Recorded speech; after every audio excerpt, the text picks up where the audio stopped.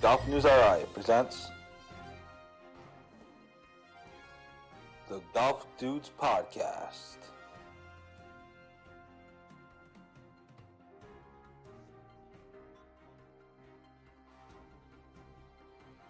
Here are the dudes.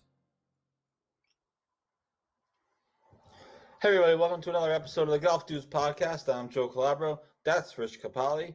He's back from Florida. He made it successfully. He did not get lost down there, so we're happy to have him back. Rich, how are you doing today? Not bad. Better than I was last weekend.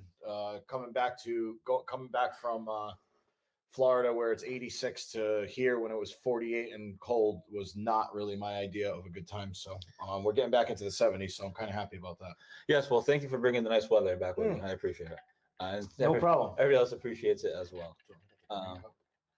Do you want to do a recap of your Florida adventure? You played Pga Village. Yeah, Pga Village. We got a nice shout out from them on Instagram. Yeah, no, it was. We almost have a real Instagram account following. Yeah, it's amazing. It was fun.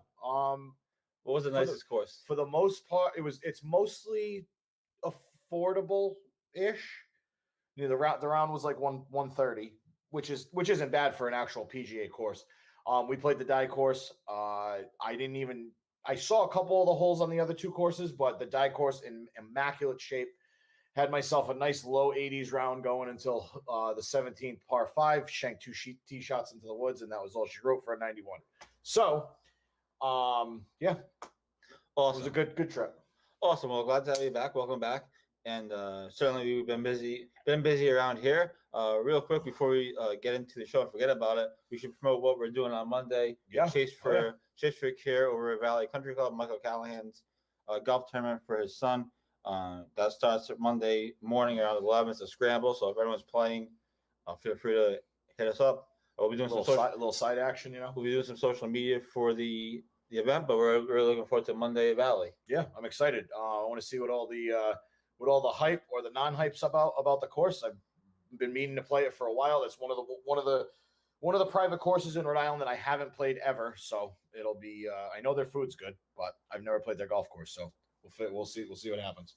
Absolutely. So that's coming out on Monday. Like I said, we'll be doing social media throughout the day for some lives. Obviously, we'll be taking pictures and stuff of the course and us and our terrible shots. So that's what we have coming up. But it's been a busy week. Lots of PGA Tour stuff going on. I thought there's two major stories on the PGA Tour, which we'll get to. And then there's obviously tons of local stuff going on. We have U.S. Open qualifying started locally. A couple of locals are in the mix. Patrick Welch, unfortunately, didn't qualify, make the cut at Wichita Country Club in Kansas. But 3 URI guys made the cut at Ledgemont, including Christopher Encore.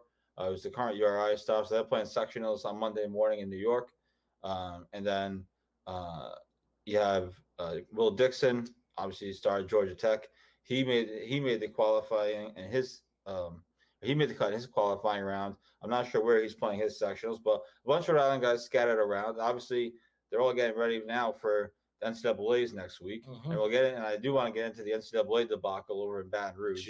I don't even honestly want to talk about it because it just pisses me off that much. What a debacle! That guy should be that. Oh God! And now the PGA Tour players are weighing in on it. Michelle Wee released a whole statement on it. It's ridiculous. And now they're actually going to make it worse by they're just advancing the teams based on seeding. So basically, all the top seeds are advancing, I guess, is what. Now you don't get the magic of March Madness, not March Madness, but that feel of March Madness with underdogs eliminating people and stuff like that. It's kind of stupid, actually. So there's that going on. Obviously, it's the chicken defrosted. I don't know. She's asking if the chicken's defrosted. This is not a cooking show, so we can't be. What was I saying? So obviously that going on. The men's NCAA tournament starts next week, but qualifying pretty exciting. I mean, really, U.S. Open is the only time. PGA, I guess, for the PGA professionals, U.S. Open is really the only time you can try to qualify. Our girl Allison Paik just missed the cut at the women's U.S. Open qualifying, and we learned that there will be a Woods in the U.S. Open as his niece qualified, and we put a story on that up as well. But thoughts on some of the U.S. Open qualifying, some of the scoring, and How cool it would be to see somebody local. Yeah, it'd be actually have like a vested non-gambling interest in it, like as like a hometown person. But yeah, no, U.S. Open, that's always good. I love seeing a lot of the amateurs. That's what I like a lot about the Masters too, with the 6 or 8 amateurs that they allow play. But yeah, I always like rooting for the young guys, the guys who don't have their card and stuff like that. And it should be Torrey Pines is going to be a mother. It is going to be it's going to be windy, obviously. The rough is going to be insane. I mean, we've all seen Torrey Pines on TV. It's just going to be, and you played it, yeah. So it's going to be murder, and it's exactly what a U.S. Open should be. How do you think it's going to play compared to 2008? Any thoughts? I haven't heard anything yet. I know There's still a few. I know it's a ways away. Next week's the PGA. Next week's the PGA, and then we got what, a month? Yeah. A month in the U.S. Open, and then a month then the Open. Correct? Yeah. So it goes at one a month. Yeah, I haven't heard anybody early. I think the 4Play boys from Barstool, I think, are going there this week. I think. So we can judge get a little judge next week on what the greens are like, what the rough's like. I mean, obviously the greens are going to be near impossible and the rough's going to be thick, but I like seeing the guys play their practice rounds and like drop the ball and like you can't find it. It's amazing, or just like place the ball on the green and it just rolls off the front. That stuff. I love all that stuff. So yeah, it's Torrey Pines. It's all midsummer and it's going to be carnage. I love it. Absolutely. Shout out to Tina for watching early on. Sorry, we don't know anything about chicken. Nick Bullis, thanks for watching. Joel Bassett, thanks for watching. And also shout out to people watching at Kirkbride Trivia Night. Yeah. For those that are watching us instead of paying attention to the trivia question. It's probably not a good idea. Not how you win, but that's okay. We appreciate the view. So all that stuff is going on. NCAA debacle in Baton Rouge. You said you didn't want to get into it. What a mess. And it's not even like the course was unplayable. The course was playable. The commissioner said it was playable. It just wasn't in championship form. They where they're playing the Byron Nelson, they got a crap ton of rain the past 2 weeks, 3 weeks. Yeah. Lift clean in place. That's all you got to do. I mean, it's not ideal for a national championship caliber tournament, but the alternative is canceling it like dumbasses, and they did that, and it's atrocious. It's so bad. Absolutely. I'm not sure what like I said, they tried to fix it. I guess if that's not even the right word to use. But they tried to fix it so the top seeds advance. So I guess those teams are getting through. But it still doesn't seem to make any sense. And like you said, the course was playable. It's not like they're completely underwater. It just wasn't the championship level playable. Which I mean, not for nothing. The guy that when you have when a golf course, and especially this golf course is really nice. You have a big tournament like this, they should have extra people on in case of weather to like roll the greens and dry the greens off like they do for the PGA Tour. They have extra guys to like squeegee the greens off or whatever it is, like roll the water off the greens, or that's what they should have done. I mean, they should have extra people there. I'm sorry. Absolutely. Mario Martone chimes in, our boy. Yeah. Mario says the NCAA only cares about the kids. Yeah. Not the dollars. Not the dollars at all. I feel like that's sarcastic. Just a little bit. Now, while you were gone, or I think you were still away, I'm not really sure. Anyway, but your course, King's Crossing, made some renovations, made some changes. Yeah. I don't know if you've seen them yet. I did. I just saw. But, I sent them to you last night, right? Yeah. Yeah. Oh, those are your pictures. Yeah. Not my pictures, but from the website. What do you want to talk about what changed at King's Crossing? They take out that bunker on 1. That was interesting. 1, I'm usually not in. 6 is going to be a problem for me. If I lose my. So tell people what the. The 6th hole is elevated green over a pond, and you got a cluster of pine bushes to the right, and a big tree covering the left half of the fairway, dogleg left. So if I tee off and I miss my drive left, I am screwed. I'm in that bunker 100% of the time. I'm done. That's it. But I mean, that's just going to force me to aim a little bit farther left. So I won't hopefully be in there, but I'm there. I'm usually there a lot. So I'm glad to see he's like actively thinking about making the course a little more challenging. And yeah, I'll see it for the first time on Sunday. I 740 on Sunday. So that'll be my first attempt at attacking the new course. Yeah, it should be interesting. And he's changing it just before the golf season too, which was kind of like surprising. The week I played Friday. The Friday before I left, the greens were almost healed from aeration. The Monday before, so by the time I get there Sunday, everything should be mint. For sure. So that was big news. Is that certainly wasn't usually you hear about course changes like over the winter. Not, but. Or even like in early March. Right. They're trying to make the course better. I think I'm excited to see the new changes myself next time I play there. At some point, Joel Bassett says, bet the mutter Rich. He said Rick, but bet Rich. the what? Bet the mutter.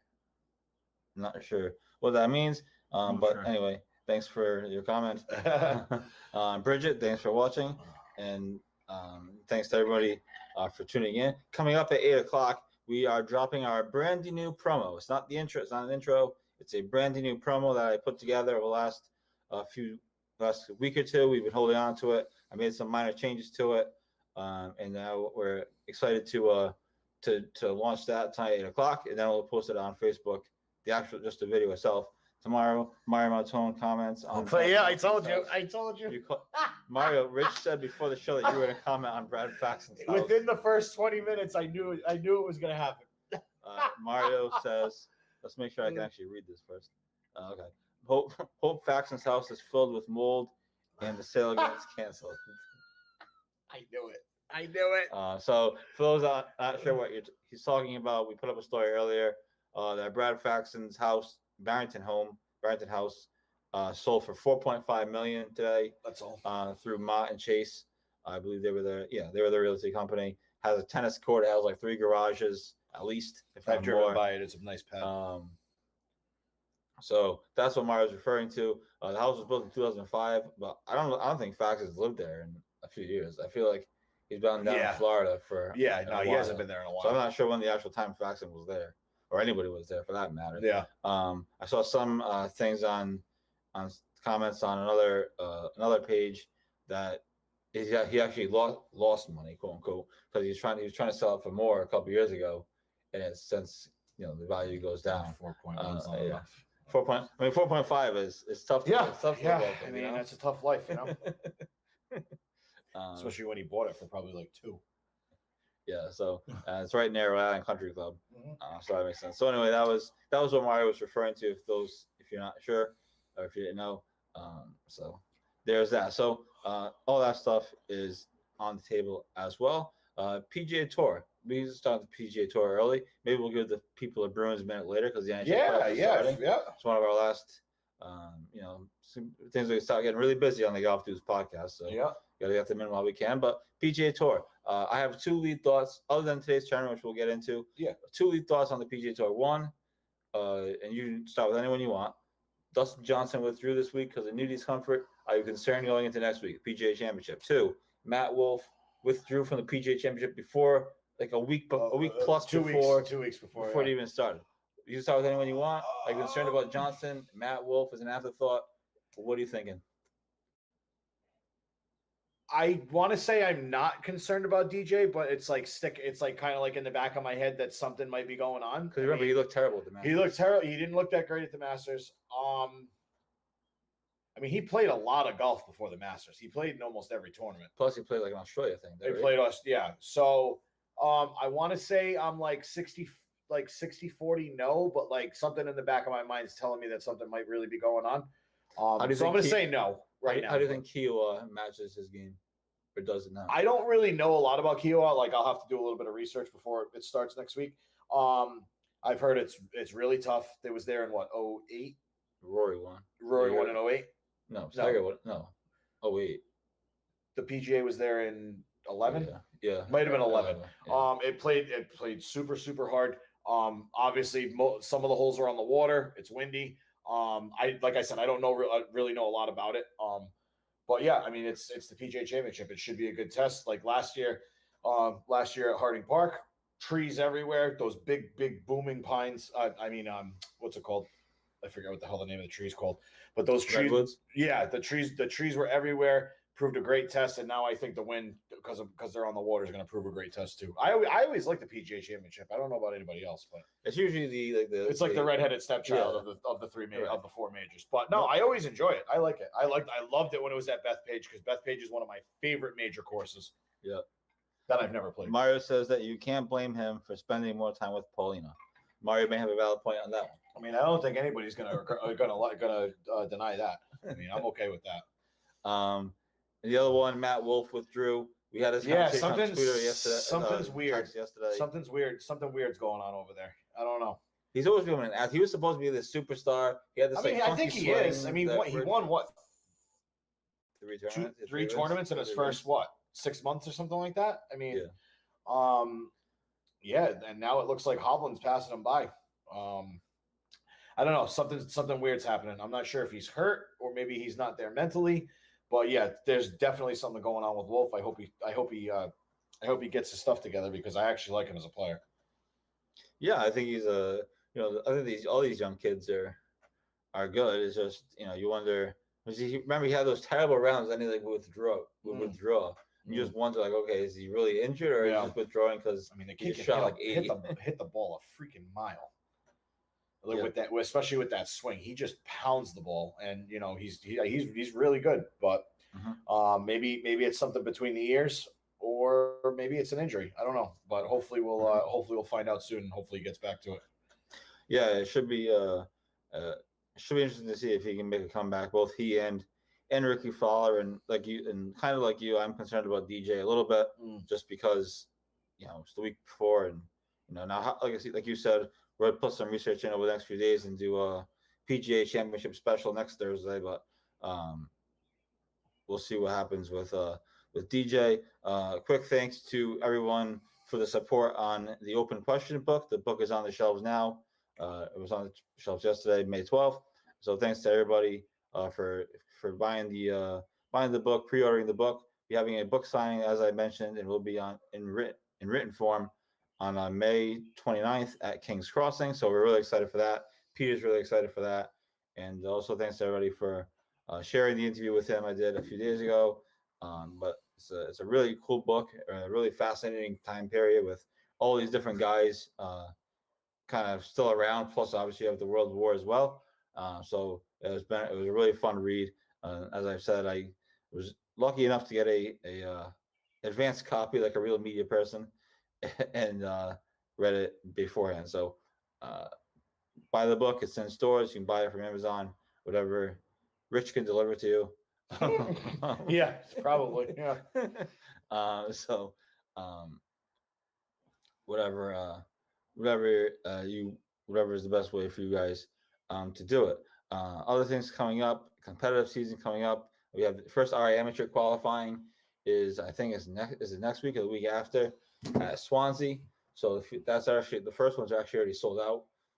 Then there's another one at Foster, and the last one at Crystal Lake. So I was talking to some of the boys last night. They're all getting geared up. RA amateur at Kirkbride this year. Oh yeah, they're planning on making a deep run. So that should be really fun in mid July. So we have all that as well. Next week on the show, we're going to get to the promo in a second. Then I want to get into today's PGA Tour Tournament because Jordan Spieth lit the thing on fire. Apparently, I didn't watch much of it. It was crazy today. But next week, Alec Lorenzo is going to join us. He's from Pin Golf. I met him last week at the Pilgrimage, and we're going to do I don't want to give too many details away, but we're going to do a partnership with Pin Golf, and they make rangefinders. Affordable rangefinders. Yeah. They actually work with Barstool. Yep. And they're going to work with us now, starting in next week. So he's going to be on the show next week to join us to talk about how he came up with the idea and the partnership, and then we'll officially launch it the next day. So again, I don't give too many details away. That's for next week. We're still working on some of the stuff, but that's coming up next week. So super excited to work with Alec. He's a cool guy, and it's one of the benefits of the last week's adventure to Plymouth Country Club, which by the way is a very hard course. Let me tell you. Is it? How'd you play? Terrible. Yeah.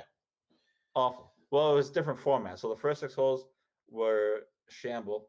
Okay, so you went 6-6-6-6-6. Yeah. Then the 6 holes were a scramble.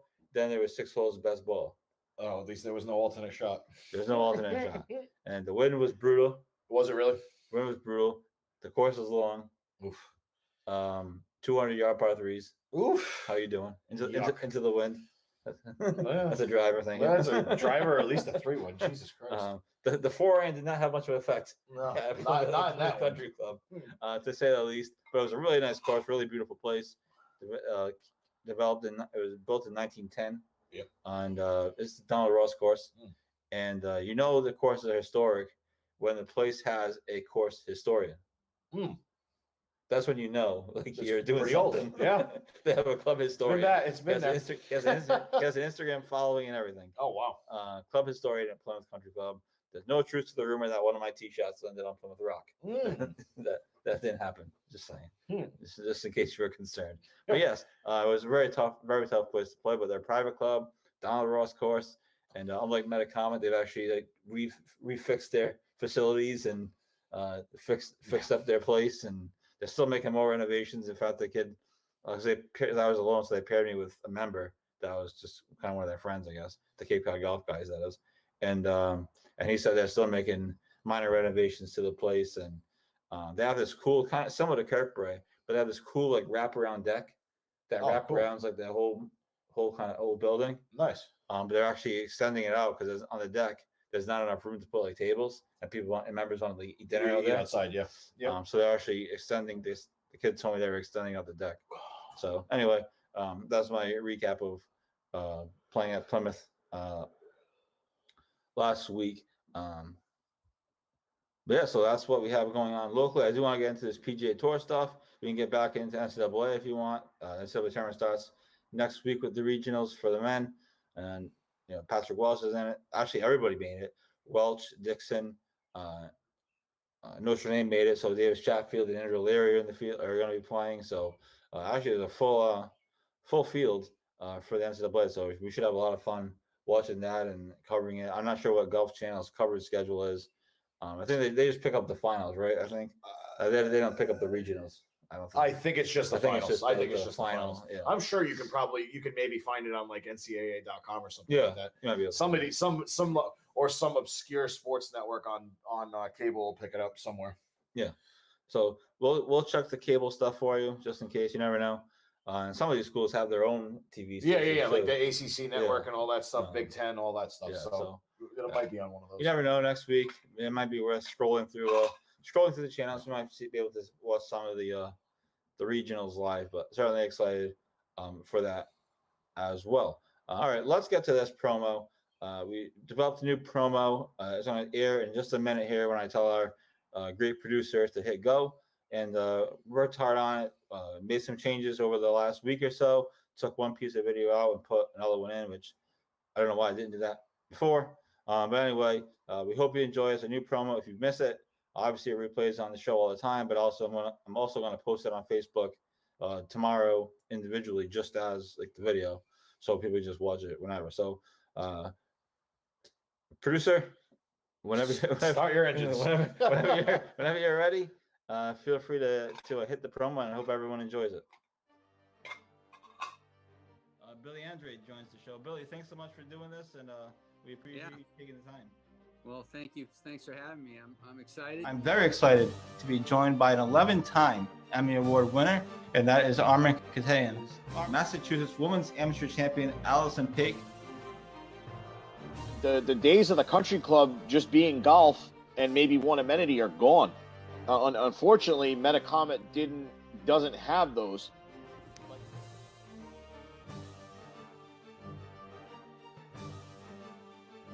He has a very rare condition called kyphoscoliotic Ehlers-Danlos syndrome.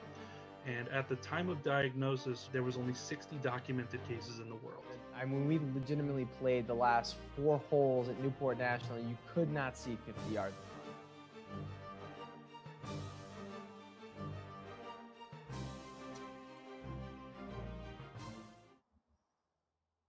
There you go. There's the new promo again. I'm going to put it on Facebook tomorrow. Just nice job, Joe.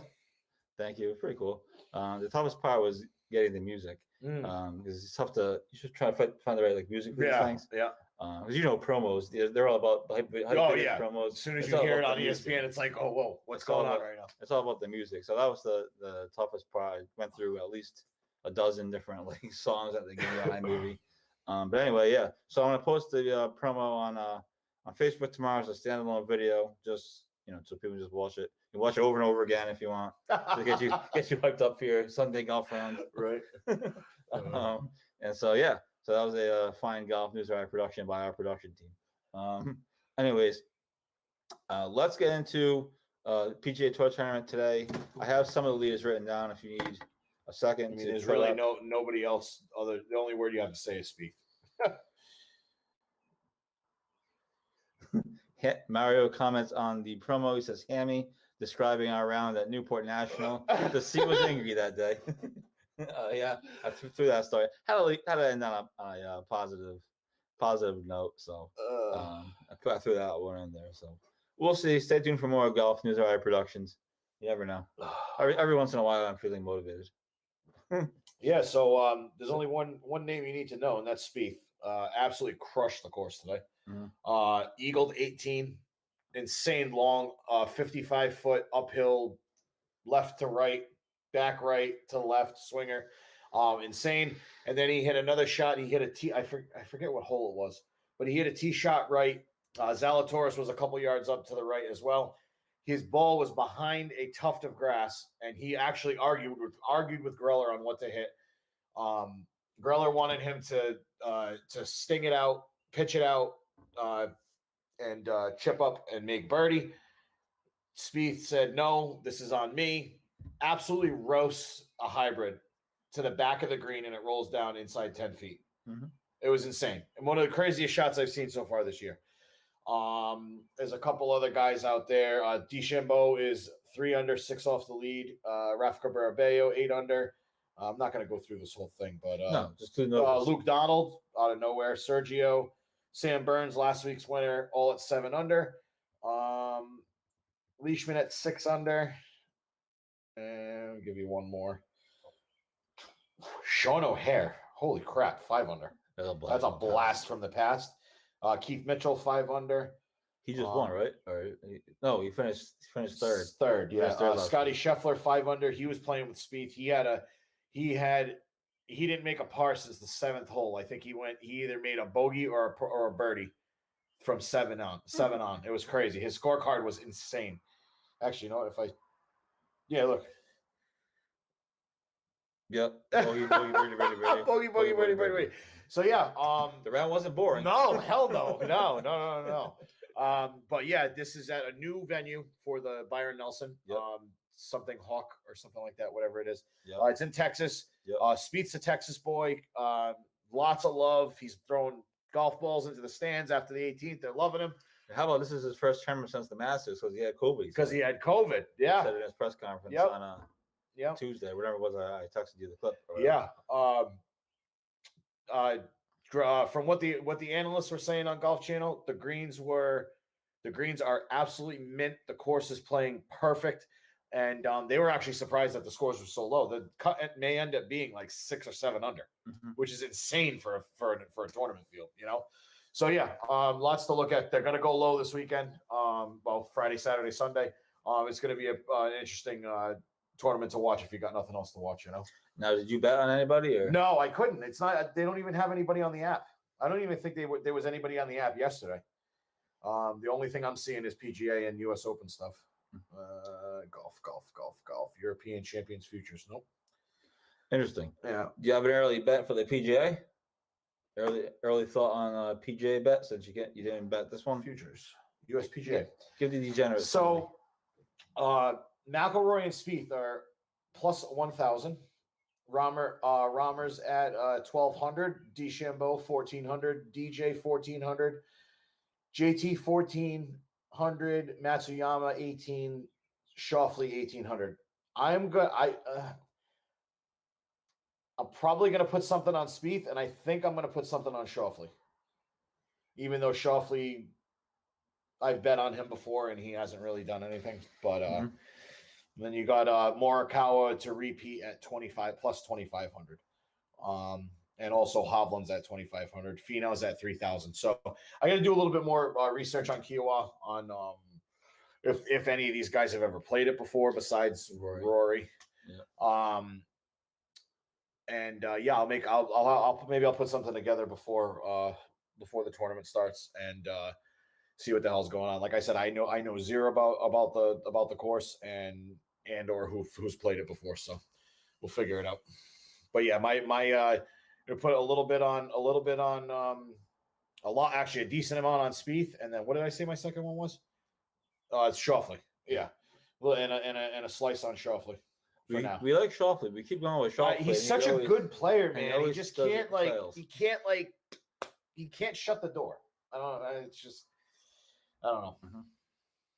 Absolutely. So that's next week, PGA Championship.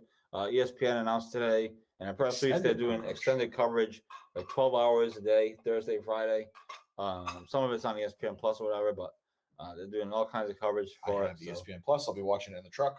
Yep. So that's pretty interesting. Of course, ESPN keeps getting rid of guys. So I don't know how they have enough. Right? Yeah. I don't know how they're getting rid of everybody. How they have enough talent to keep doing these extended coverages, but I don't know. Scott Van Pelt, it's all buddy. Who has the PGA for network? It's ESPN, and who has CBS. Is it CBS? Yeah, CBS. And then NBC. NBC has the Open and the U.S. Open. Right. That's right. Because remember, Fox had dropped. Fox dropped it last year. Right. I think they dropped their whole golf package, and that was a huge contract. Sorry, too. Yeah, that was a huge contract. Yeah, they had to drop the whole thing because the pandemic had pushed everything back. And I don't want to listen to Joe about cold golf. Well, that's part of it. But yeah, so CBS has the weekend, then NBC has the what did I say? NBC has the U.S. Open. Yeah, and I forgot who. Oh, they have the British Open too. Yeah. So that is exciting. Let's pivot. The smooth pivot. And let's want to give the people a Bruins minute. Actually, let's do this first. What do we? I'm not gonna make you cry over that one. I'm not crying. What do we think about the Pats being +3.5 favorites against the Bucks? Oh, that's true. The Patriots schedule release last night. Dude, I was beside myself. You thought my draft rant was bad? These opening schedule nights drive me crazy. But the fact that they had a show about opening night when the schedule was released at 10 o'clock the morning before just drives me insane. Sorry. Yeah, so we'll do some other sports here for a couple of minutes. Obviously, everything else is still on the table. But, Patriots schedule release last night. Everybody circled that game 4 of the season. Tom Brady returns. They're saying it's going to be one of the highest selling tickets. Ace Tickets said that. In Boston sports history. Yep. It's going to be one of the most expensive tickets they've ever sold. Tickets are already on StubHub for a whole I can't think of the word. For like $1,200, whatever the stipend was from the government. That's what I was trying to think of. Yeah. $1,200 for 300 level seats. Yeah. So I'm not gonna lie, for three. I mean, I'd probably pay that. 1,200. Yeah. For a ticket. And I'm not even that big of a football fan. I'd probably pay that. It is maybe a Gino. It does. Just to say you were there. It does feel like it's one of those. You know what I mean? Events. It's something that you should spend some money on. You know.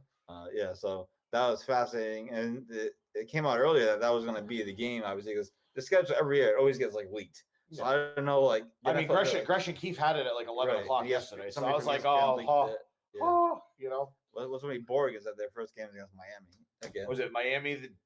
The Jets. Dallas. No, Atlanta. Dallas. No, Atlanta. New Orleans, and then Tampa. I mean, they could be 3-0. They could be 3-0 when Tampa comes to the. And how about Tom Brady's father called in Zolak and Bertrand today in '95? I didn't hear about that. And he said, and he called in. He's like, "Well, we're looking forward to coming up there and beating the Patriots handily." He literally said this. Tom Brady's such a fanboy.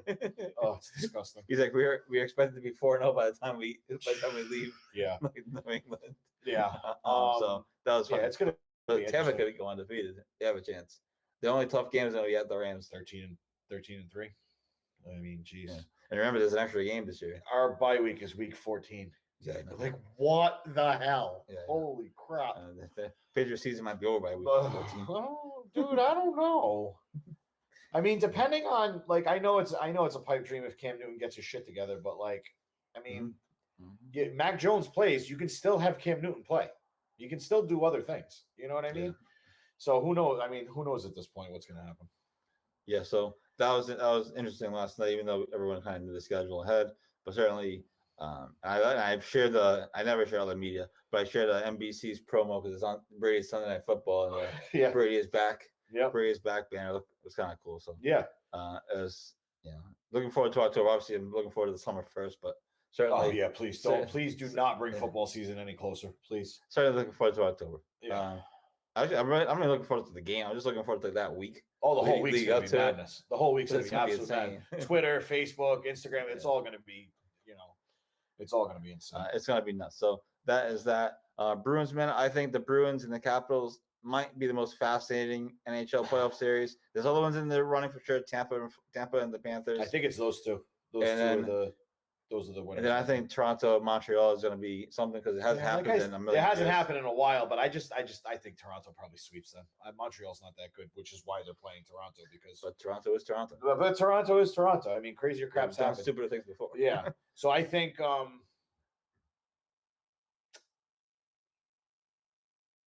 probably Bruins are going to win the series, whether it's in 6 or 7. I think Bruins in 6 or 7. Yeah. Wow. Um, Capitals don't have goaltending. Capitals don't have goaltending. Not there anymore. Chara's not going to be on the ice that much for the premier line. Bergeron, Marchand, Pasta, but he's still a force. I mean, he's still Chara. We'll see what kind of crap Tom Wilson pulls, if any. He's still they still hate him for that Carlo hit and all the other crap he did to like Panarin and all that stuff. I'm sure everybody's taking numbers. I would love to see the Bruins and the Knights and the Golden Knights in the final. That would be fantastic. Bruins Canadians. That's not gonna happen. Can you freaking imagine that? Or Bruins in Toronto? Holy crap! That'd be like, something. yeah. Oh, somebody just went yard. Yeah. So I'd love to see Bruins and the Knights. That'd be great. Or maybe Bruins in Colorado. That'd be nice too. Yep. Colorado's a wagon too. You can't forget about them. But yeah. Are you putting money on anybody? I'm sure you're betting the Bruins. Yeah, probably. Aside from like betting nightly, I don't know if I can do a futures hockey bet. Let's see. Well, I did a futures hockey bet. Well, but you did it a while ago though. Hockey North America, Pro Futures. Here we go. Stanley Cup winner, Avalanche 450, Vegas 550, Leafs 650, Tampa 750, Hurricanes 800, Bruins 900. Ooh. So they have the Hurricanes in front of the Bruins, and the Penguins and the Capitals behind the Bruins. Really? Yep. That's scary. I mean, not for nothing. I might throw a slice on the Panthers at 1,800. They're one of my bets. Just to throw it in there. $10. Yeah. 10 to win 180. You shitting me? That's great. Me and our pal Danny the Degenerate. Danny the Degenerate. Nice. I may throw $10 on that just to say it, to do it. We got Pittsburgh, Florida. Yeah. Vegas and Edmonton. I forgot all about Edmonton. Freaking Connor McDavid is going crazy this year. Toronto, Edmonton would be up. Now they went yard. 2-run home run, 4-0. Edmonton, Toronto. That would be a hell of a Canadian final. Oh, wow. Yeah. I completely forgot. Those are my bets. I completely forgot about Edmonton. Holy crap. They start Saturday. Yeah. I think Bruins are at 7:15. 7 or 7:30. But then the Bruins home games are at like 6:30. Are they really? I didn't say. They just came out with the schedule today. Yeah, I just happened to hear about it. Bruins home games are Wednesday and Friday, and they're like 6:30 at night. They have the early. So what is it? Saturday, Monday, Wednesday. Saturday, Monday, Wednesday, Friday, or Wednesday, Thursday, whatever it is. Saturday, every other day, whatever that is. All right. Saturday, Monday, Wednesday, Friday. Yeah. Oh, that's the room. That's the word on the street. Wow. All right. So that is coming up on Saturday. NHL playoffs. Obviously, golf tournaments are better, but the NHL playoffs are pretty good too. I'm just kidding. You find be hard pressed to find a better playoff tournament than the NHL playoffs. No, obviously I was only half joking. Yeah. But Golf is good, but Yeah. And this is NBC's last Stanley Cup playoff. So I know. get your fill of the NBC yeah. hockey I song, saw, which actually isn't Bush, terrible. our man Bush, he signed yeah. with ESPN and Oh, Ferraro. did he? I said that to you. Oh, He you might signed. He have signed. said Him and sorry. Ferraro signed as lead analysts. Yeah. Not surprised. I think Sean McDonough's going to get You think so? He I hope kind of that- I he hope sort of Gary hinted Thorne. at it at a golf.com podcast. Yeah. But I think he's going to get at least one of the, maybe not the lead Yeah. play-by-play guy, but I one hope. of them. I hope they take Gary Thorne back. Because you got to think Butchie and Melrose are going to Butchie get and two of them, Melrose, Thorne, unless they put them in the studio, which they Yeah. could. Thorne, Steve Levy. Levy. Who else was over? I know who else. I'm trying to think of who else was part of the old school. But anyways, yeah, I was never a real fan. Like I liked Doc and Eddie. They were a great tandem. But now that Doc's gone, maybe they signed Olchek too. Oh yeah. Because I remember a stipulation in his TNT contract. He's signed free him. to TNT sign him. Yeah. He's free to do horse racing with Right. NBC and Right. when that happens. Yeah. So we got pretty much everybody we want. Poor Pierre's left out in the dust. Nobody wants Boo him. hoo. Like whatever. We got Boucher back, which is great. Ferraro. I like Ferraro. Olchek. So yeah, it's gonna be interesting to see ESPN. I mean hockey back on ESPN. Isn't it amazing how Doc Emmerich retires and the whole NBC And sports NBC thing just collapses. Isn't that insane? It's I find that crazy. insane. I wonder if it's not coincidence, or I don't know if that coincidence is right. I wonder if either Doc knew something was coming, he just didn't feel like moving again, and that's why he left. Maybe or maybe if he knew it. NBC Maybe they knew. told him, be like, listen, we're done. We're done. You I know. wonder. It's kind of the season after, all of a sudden, the Everything- the whole sports network collapses. Yeah. They don't just like dump hockey; they're dumping everything. I know. From my understanding of it, anyway. Yeah. Maybe some of it's going to Peacock or whatever, but Yeah. even so, Well, that was the That's thing. kinda A crazy. lot of I heard that if they got a deal done, most of the stuff, because NBC Sports is no longer. Right, Everything's right. going to Peacock Right. now. So that would mean all the national games would be moved to Peacock, and I think people would be pissed. well, people get pissed when they switch golf over to Peacock for an hour. I mean, even me as a soccer Including fan, me. you can't even watch Premier League on NBC anymore because all the games are on Peacock. It's like Mhm. it's absolutely bonkers. I mean, then now you have ESPN Plus, but at least ESPN Plus is like it's $5 a month. It's not bad. You get a variety of different sports. You get hockey, Mhm. basketball, soccer. You got MMA on there. Like so, it's like more of Right. like a buffet of sports rather than just what NBC carries. So, yeah, I think it'll be profitable on ESPN. I'm not a big fan of ESPN as a company, but I think they're gonna do a lot better than NBC. Awesome. So you're playing Sunday this week? Playing excited, Sunday. excited to get back out on the camp? Yeah, oh yeah. Be a yeah. long I way haven't from seen Florida. I haven't seen the boys in like 3 weeks. Oh boy. Yeah. And I'm playing this weekend as well. Getting my game in shape because the competitive season starts the following week. So I think I'm ready to go. And that's what we have for this week. It's been a fun week. Obviously, it's still going on. Who knows what else is going to happen from here on out. And again, tune in to next week. Alec Lorenzo is going to join us from Pin Golf, talk about our upcoming partnership. Again, not going to do too many details, but that's coming up next week. And perhaps we'll even be in the studio next week. Have some complications this week. Rich didn't drive the Amazon trucks fast enough. and so that's where we are. But anyway, thanks everybody for the support. It was a fun week, a fun day for me anyway. Let's do it again tomorrow. And we will talk to you next week. Stay tuned to Golf News RI all weekend long for all your content and anything that you possibly can want to read about golf, local golf, national golf, and everything else. So see you guys later. Have a great Thursday night, and we'll talk to you later.